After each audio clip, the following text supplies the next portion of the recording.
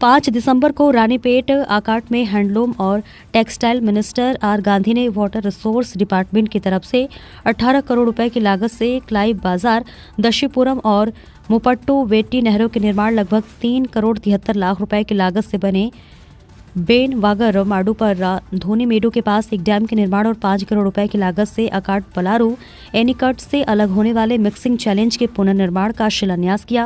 लगभग 10 करोड़ रुपए की लागत से अकाट क्लाइव बाजार, दशीपुरम और मोपट्टू वेट्टी नहरों के पुनर्निर्माण, लगभग 10 करोड़ रुपए की लागत से धोनी मेडू के पास बेन लागर तालाब के पास एक डैम के निर्माण के लिए एक ग्राउंड ब्रेकिंग सेरेमनी आयोजित की गई, जिसमें 5 करोड़ 73 लाख रुपए की लागत से और आरकोट पलारू बांध से अलग होने वाले मिक्सिंग चैनल के पुनर्निर्माण पर अनुमानित लागत 5 करोड़ रुपए का शिलान्यास किया गया।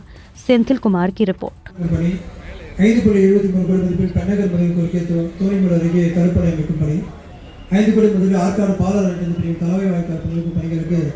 அடிக்கல் அவருக்கு வரவேற்பட்ட கண்காணிப்பு நீர்வளத்துறை அவர்களே, தலைமையேற்றுக்கும் மாவட்ட ஆட்சித்தலைவர் அவர்களே, அடிக்கல் நாட்டி துவக்கி வைத்து இருக்கும் மாண்புமிகு கைத்தறி மற்றும் துணிகள் அமைச்சர், மக்கள் பணியும் கட்சி பிரதிநிதி வாழ்க்கை எங்களுடைய மாவட்ட கழக செயலாளர் ஆர்ஜி அவர்களே, வாழ்த்துறை இருக்கும் ஆற்காடு நகரமன்ற தலைவர் அவர்களே, ஆற்காடு ஒன்றியக்குழு தலைவர்களே, திமிரி ஒன்றியக்குழு தலைவர் அவர்களே, ஆற்காடு நகரமன்ற துணைத் தலைவர் அவர்களே, ஆற்காடு ஒன்றியக்குழு துணைத் தலைவர் அவர்களே, திமிரி ஒன்றிய கருத்தை பதிவு வைக்க ஆசைப்படுறேன். கடந்த 40 ஆண்டு காலமாக ஆற்காடு உங்களுக்கு தெரியும். ஒரு 50 வருஷத்துக்கு முன்னாடி இந்த கால்வாயெல்லாம் பார்த்தீங்கன்னா ஆற்றுல போயிட்டு இருந்த கால்வாய், நீர் வரத்து ஆற்றுலேருந்து தண்ணி போயிட்டு இருந்த கால்வாய் காலப்போக்கில் அது கழிவுநீர் கால்வாயாக மாறிடுச்சு. ஏன்னா மக்கள் தொகை பெருக்கும் அந்த காலத்தில் கழிவுநீர் கால்வாயாக மாறிடுச்சு. இப்படி இருக்கும் பட்சத்தில் சட்டமன்ற உறுப்பினராகி 9 ஆண்டு நிறைவு பெற்ற தருவாயில் எதிர்கட்சியில் இருந்தப்போ நான் ஒரு சட்டமன்ற கூட்டத்திலையும் பேசுவேன். 30 கால்வாய், கலம் பஜார்வாய், புதுப்படியான் கால்வாய், 3 கால்வாய் தூர் வைத்து மேய்ச்சல் அமைக்க வேண்டும் என்று பேசுவேன். பட் ஆனால் அப்போல்லாம் அதுக்குள்ள எந்த விதமான குரலும் எடுத்துக்கல. எங்களுடைய முதலமைச்சர் அவர்கள் பொறுப்பேற்று எங்களுடைய மாவட்ட அமைச்சர் அவர்கள் ஒரு முறை சட்டமன்றம் பேச நான் எடுத்தவரும் முதல்ல ஃப்ரெண்டுன்னு சொல்லுவார், முதல்ல காவா பற்றி பேச அப்படிங்குவார். திரும்பி அவர் காவா பற்றி முதல்ல பேசுவார்.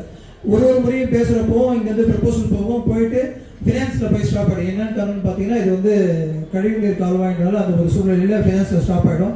இந்த முறை பார்த்தீங்கன்னா நம்முடைய மாவட்ட அமைச்சர் அவர்கள் சீரிய முயற்சியில் நீர்வளத்துறை அமைச்சர் அவர்களும் பரிந்துரை செஞ்சு நம்முடைய துணை முதலமைச்சரும் நம்முடைய முதலமைச்சர் அவர்களும் இந்த கால்வாயை நமக்கு கொடுத்துருக்காங்க. எதுக்குன்னா பார்த்தீங்கன்னா எங்கேயுமே தண்ணீர் தேங்கக்கூடாது. நீர் மழைக்காலங்களில் ஆற்காடு நகரத்தில் இந்த தண்ணீர் தேங்கிறது ஒரு பக்கம் இருந்தாலும் இந்த கால்வாயினால எவ்வளோ சுகாதார சீர்கேடு ஏற்பட்டிருந்தது யாருமே மறுக்க முடியாத உண்மை. இன்னைக்கு அந்த சூழ்நிலையை மாற்றி திராவிட முன்னேற்ற அரசை நம்முடைய முதலமைச்சர் அவர்கள் இந்த கால்வாயை நம்ம கொடுத்துறதுக்கு முதற்கன்னு எங்களுடைய ஆற்காடு தொகுதியின் சார்பாக அமைச்சர் அவர்களுக்கும் முதலமைச்சர் துணை முதலமைச்சர்களுக்கும் மனமார்ந்த நன்றியை தெரிவிச்சுக்கிறேன். அடுத்து இப்போ சொன்னாங்க செக் டேம் சொன்னாங்க. ஆற்காடு தொகுதியில் பார்த்தீங்கன்னா 3 செக் டேம் கொடுத்துருக்காங்க. ஒன்று வாழைப்பந்தல், ஒன்று இப்போ இன்னொன்று பார்த்தீங்கன்னா தேவநாசி மலை அறக்கட்டளை தேவநாசி மலையில், இன்னொன்று இப்போ பெண்ணகரோட 3 செக் டேம் பார்த்தீங்கன்னா ஒரு செக் டேம் 14 கோடி, ஒரு செக் டேம் 7 கோடி, ஒரு செக் டேம் 5 கோடி. ஆற்காடு நகரத்தில் மட்டும்தான் கிட்டத்தட்ட நகரத்தில் வாழ்ற மக்கள் இருக்காங்க ஒரு 40,000 பேர், கிட்டத்தட்ட 20,000 பேர் சுற்றுலா கிராமங்கள் தான் இருக்கிறாங்க. ஆற்காடுடைய பலமே ஆற்காடுடைய வியாபாரம் எல்லாமே பார்த்தீங்கன்னா கிராம மக்கள் இங்கே வந்தால் மட்டும் தான் வியாபாரம் நல்லா இருக்கும். அதுக்கு விவசாயம் நல்லா இருக்கும். விவசாயம் நல்லா இருக்குன்னா தண்ணி இருக்கும். மழைக்கால தண்ணிகள் எல்லாம் விவசாயம் நல்லா இருக்காது. அந்த சூழ்நிலையை மனசில் கொண்டு தான் நம்ம எங்களுடைய முதலமைச்சர் அவர்கள் பார்த்தீங்கன்னா எல்லா தொகுதியிலையும் செக் டேம் கொடுத்துருக்காங்க. நம்ம செக் டேம்ல பார்த்தீங்கன்னா உங்களுக்கு அந்த இடம்லாம் முக்கியமாக கிட்டத்தட்ட சுற்றுவட்டாரம் கிட்டத்தட்ட இப்போ சொன்னார் 700 ஏக்கரா 800 ஏக்கரா 1500 ஏக்கரா கிட்டத்தட்ட ஒரு 2500 3000 ஏக்கரா கொண்ட நிலங்களுக்கு பாசன வசதியை ஏற்படுத்தக்கூடிய ஒரு மிகப்பெரிய திட்டத்தை இன்னைக்கு நம்முடைய முதலமைச்சர் அவர்கள் வழங்கியிருக்காரு. இது எல்லாத்துக்குமே பார்த்தீங்கன்னா ஒரு விஷயமும் எங்களுடைய அமைச்சர் அவர்கள் பரிந்துரையில் தான் இங்கேருந்து போகும். எல்லாமே அவர் எதுக்கு முக்கியத்துவம் கொடுக்கணும், நம்ம ஒரு 10 விஷயம் கொடுக்குறோம்னா 10 விஷயத்துல எது முக்கியத்துவம் கொண்டது அமைச்சர் அவர்கள் பரிந்துரை செய்வார்.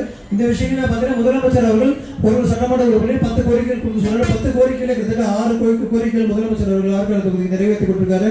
ஆகவே இந்த தருணத்தில் கண்டிப்பாக திராவிட முன்னேற்ற கழக ஆட்சி, திராவிட மாடல் ஆட்சி, மக்களுக்கான ஆட்சி என்று நிரூபித்திருக்கிற ஒரு ஆட்சியாக இருக்கிறது கூறிக்கொண்டு இந்த நிகழ்ச்சிக்கு வருகை தந்து எங்களை பெருமை சேர்த்த வியாபார பொதுமக்களுக்கும் நகரமன்ற உறுப்பினர்களுக்கும் மற்றும் உள்ளாட்சி பிரதிகளுக்கும் அனைவருக்கும் மனமார்ந்த நன்றி தெரிவித்துக் கொள்கிறேன். நன்றி. 8.73 கோடி மதிப்பீட்டில் கால்வாய் புறமைப்பு பணிகளுக்கு அடிக்கல் நாட்டு இங்கு வருகை புரிந்துள்ள மாண்புமிகு கைத்தறி மற்றும் தொழில்நுட்பத்துறை அமைச்சர் அவர்களுக்கும் மதிப்புக்குரிய ஆற்காடு சட்டமன்ற உறுப்பினர் அவர்களுக்கும் ஆணைக்கிணங்க எல்லா ஊரக மற்றும் நம்ம எல்லா பேரூராட்சி அதே மாதிரி முனிசிபாலிட்டி எல்லாமே வந்து தேவை இருக்கிற எல்லா அடிப்படை வசதிகள் வந்து செஞ்சு கொடுக்கறதுக்கு வந்து நிறைய திட்டங்கள் இப்போ வந்து செயல்பாட்டில் வந்துட்டு இருக்கு. அதுல முக்கியமா வந்து நம்ம நிறைய வந்து இந்த மழை காலத்துல வந்து ஒரு டிசாஸ்டர் வந்து நம்ம வீட்டில் வந்து நிறைய தண்ணி தேங்குறதெல்லாம் வந்து அவாய்ட் பண்றதுக்கு வந்து எவ்ரி டைம் இப்போ ஒரு மழை வந்து ஒரு ஃபோர்காஸ்ட் வருதுன்னா இமீடியட்டா வந்து எல்லா டிஸ்ட்ரிக்ட்டும் வந்து டைரக்டா வந்து ஒரு வீடியோ கான்ஃபரன்ஸ் பண்ணிட்டு எங்கேயும் வந்து மழை நீர் தேங்காத மாதிரி வந்து நடவடிக்கை எடுக்கிறதுக்கு நமக்கு வந்து அறிவுரை எல்லாம் வந்து கரெக்டா வந்து ஒழுங்கப்பட்டிருக்கு. அதுல மேஜரா வந்து நம்ம இப்போ ஆற்காடு டவுன்ல வந்து இந்த நம்ம கிளைவ் பஜார் காவா வந்து ரொம்ப நீண்ட நாள் பிரச்சனை. இது வந்து நமக்கு வந்து இது கிளீன் பண்ணி டீசைட் பண்ணி அதே மாதிரி கரெக்டா லைனிங் பண்ணி கொடுக்கறதுக்கு வந்து ஒரு ரொம்ப லாங் பெண்டிங் இஷ்யூவா இருந்துச்சு. அது இன்னைக்கு வந்து அடிக்கல் நாட்டி இன்னைக்கு வந்து நமக்கு ஃபண்ட் சாங்ஷன் ஆகிட்டு இப்போ ஒர்க் ஸ்டார்ட் ஆக போகுது.